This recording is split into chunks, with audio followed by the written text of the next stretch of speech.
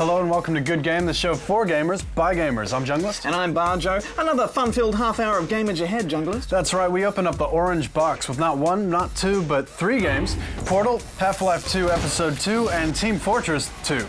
And in our next evolution of a genre, we take a look at real-time strategy games. We've been playing them for over 20 years, and it's one of the most popular genres, but where does it all come from? But first up, can you guess the name of the game for this week? Have a listen to Fergus Urquhart. He's the CEO of Obsidian Entertainment, makers of Neverwinter Nights. I think the first game I ever was really given was a game called Rock and Roll Racing, and I was given it to basically produce the conversion from the SNES to the Sega. We've already had Rock and Roll Racing as a retro game of the week, so we'll give you points this week if you can name two songs out of its classic soundtrack without looking it up. But first, it's time for Gamers News. A new study, Kids and Gaming, by the NPD Group, has found that more than 1/3 of children are spending more time playing video games than they did last year, and that PC is the most used system. The average child starts to use a PC at the age of 6. Around half of the children in the study played for 5 hours a week or less, whilst the rest are medium to heavy users, clocking up 6 to 16 hours per week. Soccer coach of Portsmouth, Harry Redknapp, believes that video gaming is having a negative impact on the state of soccer in the United Kingdom. Mr. Redknapp used his column in British newspaper The Sun to say that in the past, working class boys would spend their time kicking a ball about, but now they prefer to play video games. This has meant he's been forced to recruit top players from overseas as British boys' hunger for football has been replaced by video games. Will Wright, the creator of SimCity and The Sims, has been inducted into the British Academy of Film and Television Arts Fellowship. Mr. Wright is the first person from the video game industry to be given the honour, which has been restricted until now to film and television personalities. He will be given his award at the British Academy Video Games Awards, held in London this week. Games nominated for a BAFTA include Nintendo's Wii Sports, Real Time World's Crackdown, Epic's Gears of War, Capcom's Okami, and Sony's God of War 2.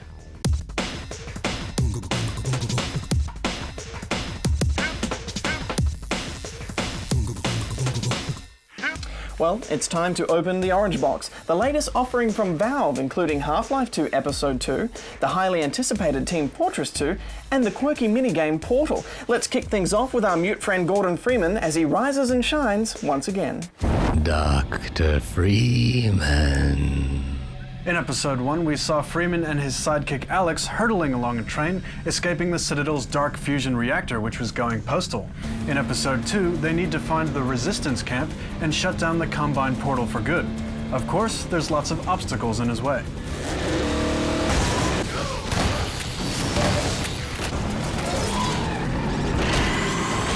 Main characters are taken out of action early, which really raises the emotional stakes. I agree, it's got a lot more of a thrilling horror feel, especially in the early levels. I saw you jump out of your seat more than once. I did.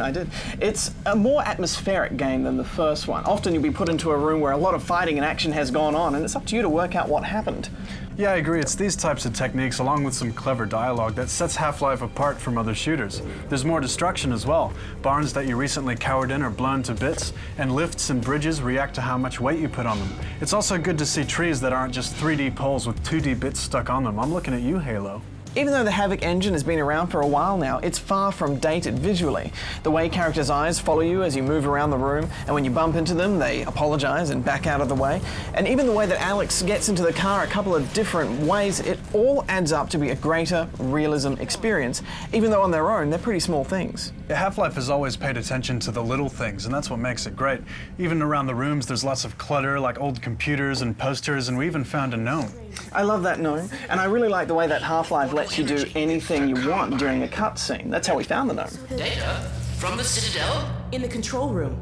They were feeding huge volumes of data directly into the core destruction sequence.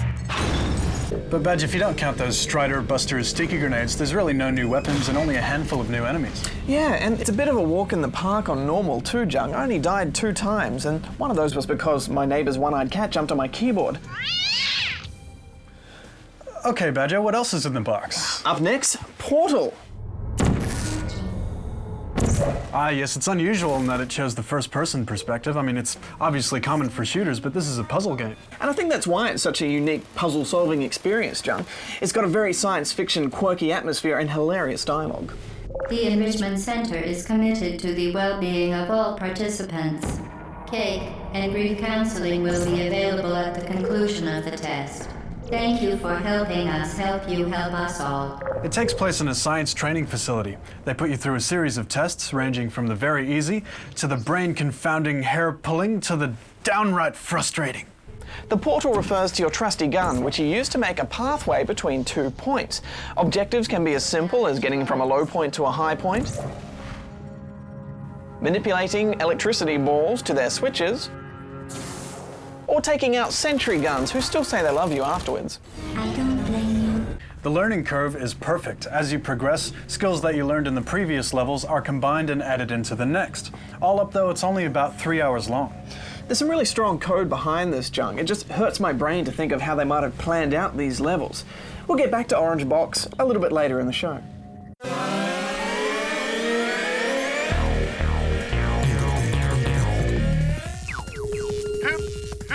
Dead. What is best in life? Careful of the shadows. Hey, Jung, what's the longest you've ever gamed for in one session? No breaks? No breaks, no toilet breaks, nothing. 8 hours. And what's the longest you've ever studied for, like a uni assignment or maybe some homework? Probably about 18 minutes. 18 minutes, that long. Well, it's no surprise that educators are now looking to games as a way to teach you stuff. Oh, really? Yeah, really. No way. Games that carry a serious message, but also entertain. Games today take thousands of hours to create, rake in stacks of cash, and literally reach millions of people around the world. This is one industry that has a lot of power, so it's good to see there are some game makers out there who want to use that power for good. It's time to get serious. Beans are an important source of protein. A serious game is a software application developed with game technology and game design principles with the purpose of being educational as well as entertaining. These types of games are in high demand by corporations, for example, who want to teach their executives, or healthcare workers who need to learn a specialized procedure. And all those years spent on the couch with hand attached to consoles seems to be paying off for surgeons in New York, where researchers have found that over a third of them make fewer mistakes in keyhole surgery and perform the operation a quarter faster than their counterparts who did not play video games. Dr. Iyer? Dr. Badger? I always knew I was in training for something.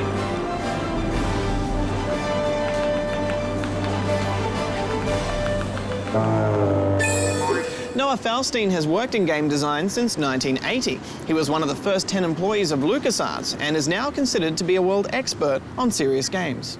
One in particular, for example, called Remission from Hope Lab, is a project that's helping kids with cancer learn what's going on in their body.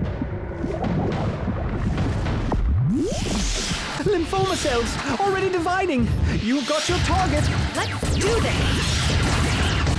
You're flying around as the main character Roxy through the bloodstream and lymph system of a cancer patient. You'll be fighting dangers that strike such patients, such as tumours and the cancer itself. The makers of Remission have described it as kind of like the 1966 movie Fantastic Voyage, in which a diplomat was nearly assassinated, and in order to save him, they had to shrink a submarine and a crew and inject it in his bloodstream. Attack! Teenagers playing the game have much better retention of their chemotherapy levels in their bloodstream because they're not sloughing off and giving up on taking the chemo drugs that can often make them nauseous.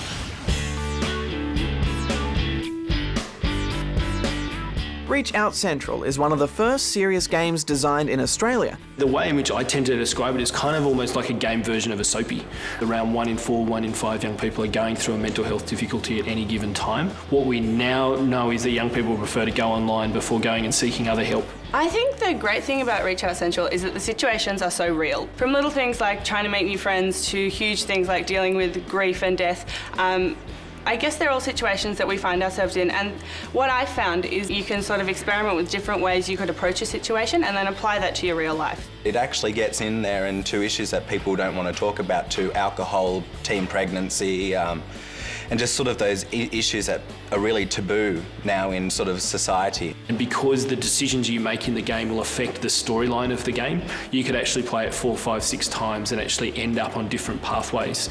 And so we're hoping that will kind of continue to engage people as they come back through. And as we speak, studies are being carried out here in Sydney to determine whether serious games can be used to treat children with ADHD. It's a disorder where basically a person has a very hard time focusing on things, and they're also full of energy. They like bouncing around from one activity to another activity. How did you come up with this idea? Well, we came up with the idea from 2 sort of aspects. One, we all enjoyed games. We all enjoy the aspect of competition and those sorts of things. And then we thought, well, maybe there are ways we can manipulate games to help people, especially teenagers and kids, which are the biggest population of game players. Is it really hard to do? Can be sometimes. What's your high score? I don't think we've got a high score actually, but it's more to do with how many times you can get through a challenge. So it's about the challenges, there's lots of them. And it's a story, it's very similar to the game Myst. So if you're actually looking at those sorts of challenges of puzzles and things like that, you'll love it. When they come in and they sit down, what happens from that point? We put the rings on their fingers. That's going to measure your heart rate. And these other 2 rings are going to help measure your skin temperature. They play through a series of games. So one of the games might be they're asked to make a stairway from one side of the island to another. You're going to use your breathing to control what you see on the screen, and they'll have a picture of a tree breathing. So they'd have to follow the tree that's breathing and breathe like the tree. The rings will measure their heart rates, and the stairs will appear. So do you see this kind of treatment as a possible replacement for medication? I don't think it'll ever be a replacement for medication because there is different levels of ADHD, and the severe levels often do need some kind of medication like Ritalin. But I think it would be an excellent thing to use in addition to medication.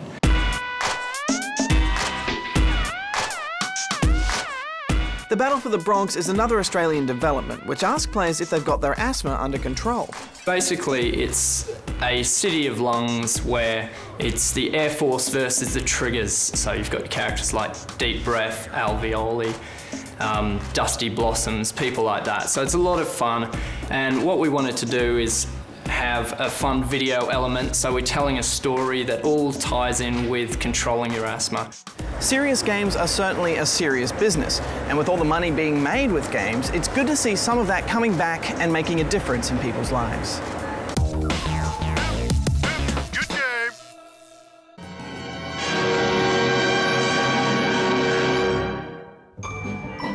Ah, look, it's little Thomas playing with his puppy. Why? Who would do this to a defenseless animal? Why? None other than the first-person shooter, the FPS. The FPS and you.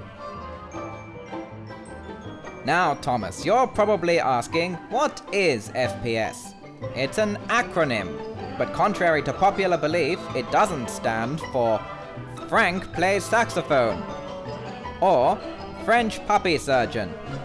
Why, it doesn't even stand for 4 porcelain stallions. No, it stands for first-person shooter. You may ask yourself, but I'm not a gamer, why should I be concerned with first-perspective shooters? You've ignored the fact that FPSs are more integral to everyday living than you realize. People use FPS in the dating scene, the kitchen, and even in hospitals across the country.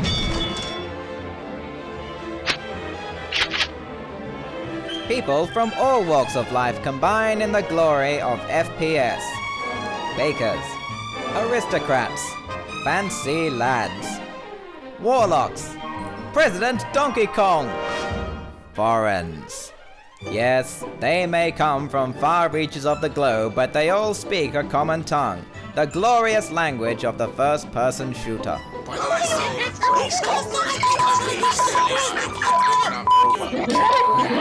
And finally, young Thomas, a glimpse at how the FPS is made. You take 1 part weaponry and multiply it by the first perspective. Add 2 dashes of heroism and bravery to the power of BFG 9000. Insert ample amounts of unguarded medkits and ammunition caused by insufficient henchman training and heat 553 and it is unbroken because it doesn't interact with the ownage. And there you go, Thomas. Do you truly understand the wonderful world of the first-person shooter? Oh boy, do I! Ha ha ha! Boom! Headshot!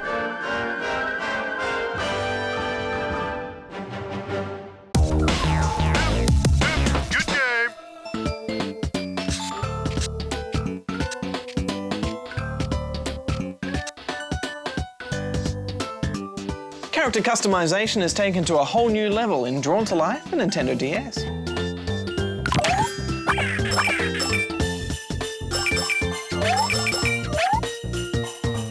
You are the creator, and that's just what you do, using the DS touchscreen to draw your own character, as well as vines, trees, buildings, platforms, vehicles, and statues throughout the game. Apart from the draw your own feature, it's a pretty stock standard platformer. You'll be moving through increasingly difficult levels, finding coins, finding missing pages from the Book of Life, finding lots of lost villages, and thus returning your village and its inhabitants, the reposers, to everlasting happiness. Yeah, Badge, and I saw the platforming side of things as nothing really special. The question is, does the draw your own feature take this game to a new place? I think it does, Jung, It makes good use of the dual screen, and it allows you to zoom right in and control every single pixel if you want to. You do have to draw within the boundaries of the game so it can be animated properly. And once in-game, your character is quite well animated too.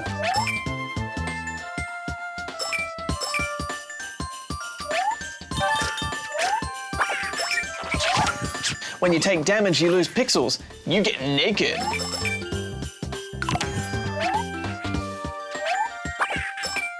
And I liked wielding my snowball gun that I drew myself.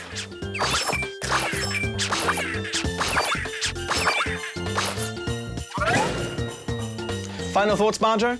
I think we're going to see this feature used a lot in future games, especially if it's done this well. It's a bit of fun for families and for anyone, really. I'm giving it 7 out of 10 pixelated chickens. Yeah, the platforming thing wasn't really anything special to me, and the amount of text that you have to spool through pressing with the A button was similar to Super Paper Mario, You wish the developers would just whip out a big red pen and cut out half of it. But I did enjoy being the creator, so I'm giving it 6.5 out of 10.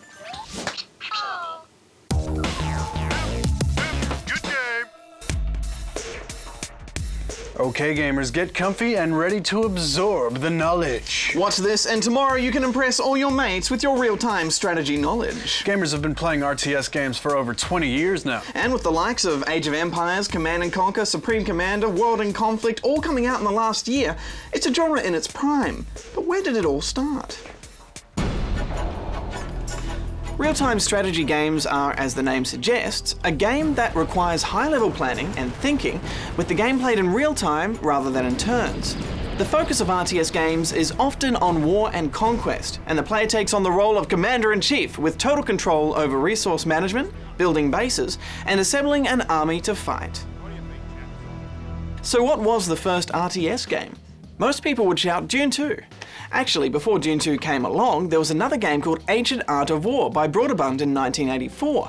More influential was Herzog Zwei, which was released for the Sega Genesis in 1990, and it was way ahead of its time.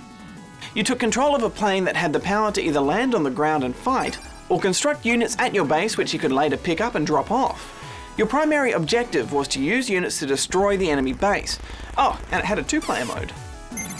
But as good as Herzog Zwei was, it wasn't until Dune 2 came out in 1992 that the RTS genre really took off. It was created by Westwood Studios and was based loosely on the Dune books by Frank Herbert. The game has almost all the elements found in most RTS games today. It was the first game that allowed you to use a mouse to select and issue orders, base building, resource gathering, and tech trees to unlock better units. Each faction had their own unique unit and superweapon, and at the beginning of each map you had to explore the battlefield through the fog of war. The game sold 600,000 copies and really kicked off the RTS genre. So Dune 2 was the first modern RTS game, and was followed up soon after by 2 seminal titles. They were Warcraft: Orcs and Humans, the first of the hugely successful series for Blizzard in 1994, and Command & Conquer, another title by the groundbreaking Westwood in 1995. The first Warcraft game introduced the idea of a fantasy setting, spellcaster units with magical abilities, and also introduced the idea of builder units, who would also gather your resources. The game also introduced skirmish mode, which has been a staple of RTS games since. Command & Conquer took a different path. It had two vastly different factions with completely opposite playstyles, live-action, full-motion video cutscenes, I am king, and a rock techno-fusion soundtrack. It also supported up to 4 people in multiplayer, which was just the icing on the cake. In late 1995, just after Command & Conquer, Warcraft 2 was released and expanded the story of Azeroth further, mixed with superb Super VGA graphics and a cheeky sense of humour.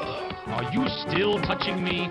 And although it was a fantastic game in its own right, what really set this game apart were some third-party features. A custom map editor that was so good that Blizzard ended up using it themselves, and which kickstarted the modding community. And Kali, a network emulator that allowed people to play games over the internet, spawning a vibrant competitive scene.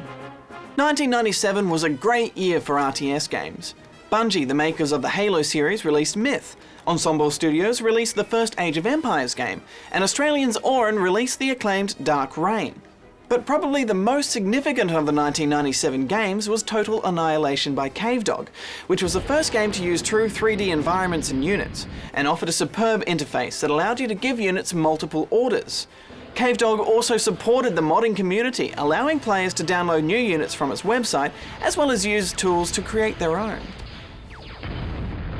Which brings us to what many consider to be the pinnacle of RTS, if not gaming as a whole, StarCraft. Released in 1999, this game by Blizzard had an engaging storyline combined with unparalleled gameplay and enormous diversity. Despite having 3 completely unique factions which allow for a multitude of strategies, Blizzard had spent oodles of time balancing each race. This, as well as the use of the BattleNet system for internet multiplayer, has seen the game played competitively even now. Along with its expansion Brood War, it has sold 9.5 million copies and has become a national pastime in South Korea. So that was then. The current trend in RTS seems to be in ramping up the scale of battles. For example, Supreme Commander or the Dawn of War series that will have a whopping 10 unique races after the next expansion. Another trend seems to be in providing atmosphere and realism, such as in World in Conflict and Company of Heroes. With all the modern tools of better graphics and AI, it'll be interesting to see how developers balance the demand for increasingly complex and sophisticated games with new players trying to get to grips on the RTS genre in the first place. At the very least, it's an exciting time for any RTS fan. And now for the Orange Box multiplayer offering, Team Fortress 2, which has been 9 years in development. There's got to be some kind of record, gentlemen. That's true, although they weren't working on this version the whole time. They went through about 4 different games before deciding on releasing this one. It has a neat sort of animation look that goes beyond cell shading to create a style all their own. Like the original, there's 9 unique classes, and in TF2 they're even more character-driven, like the wacky engineer who has ammo dispensing units and turrets and teleporters. Then there's the heavy, who's big, slow, and can take massive amounts of punishment. He also has a damn large chain gun. I call it chain fun. My favorite is the spy. He can dress up his enemies and turn invisible for a short amount of time. His backstab is an instant kill, and he can sabotage turrets. Symmetrical teams will face off as red versus blue with 6 maps from release, including the classic old-school 2 forts. As expected from Steam, there's a lot of stats included which they'll use to adjust the game for balance in the future. It's constantly giving you stats on how much damage you're doing, it gives you music and sound effects when you do well, and it announces to the whole server when you're dominating another player. I'm a bit worried about how long people will stick around though. It's good enough to be a classic, but Yeah, I see what you mean. I mean, I think clan matches are going to be pretty fun and pretty funny, but I do have my doubts as to whether the game will be taken seriously. Some things still need to be worked out, like the map Granary, which always seems to end in a stalemate. I do like, however, that if no objectives are completed, it moves into a sudden death mode with no respawns. It can get pretty crowded too, seeing as most maps are in close quarters, so it's a good thing you walk through your enemies and you don't collide with them. I think we'll start seeing some good combos as well, like a heavy and a medic. At the moment, this is pretty powerful. The medic can take cover behind the heavy while healing him, and if the medic decides to make him invulnerable for 10 seconds, that's a lot of pain. It kind of reminds me of the tank-healer combo in role-playing games. Overall, the multiplayer component of Orange Box leads for some hilarious, hectic fun.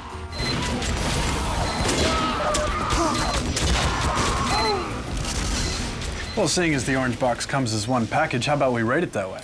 Alright, well, as a package, it's got strong single player, strong multiplayer, and Portal's a really unique game, so I think I'm going to have to give it 9.5 out of 10 rubber chickens. Wow, well, I'd agree. Every aspect good enough to be considered a classic, even if the longevity might not be there. I'm giving it 9. Okay, gamer dudes and dudettes, slightly different retro game question this week. Fergus Erghart's first job in the industry was rock and roll racing. We asked you if you could name 2 songs out of its classic soundtrack. You could have picked Paranoid by Black Sabbath, Peter Gunn Theme by Henry Mancini, Highway Star by Deep Purple, Radar Love by Golden Earring, Born to be Wild by Steppenwolf, or Bad to the Bone by George Thorogood. Let the carnage begin! This classic game was made in 1993 for the Mega Drive and Super Nintendo Entertainment System. It was made by Silicon and Synapse, who are now known as Blizzard Entertainment. Well, that's it for this week, gamers. Next week, we take a look at a role-playing game based on Polish novels. It's called The Witcher. It's got the Eastern Europeans excited, but does it translate down under? And another classic book comes to video game life, Conan. It's an action-adventure title aiming to compete with the likes of Heavenly Sword and God of War. And next week, we chat to some older gamers. They're here to play, here to stay, and they've got something to say. Damn it! Don't forget to send in your plays of the week. And if you've got any comments on our show or gaming in general, please drop by our forums and leave us a post. Until next week, gamers, Bajo out. Junglist out.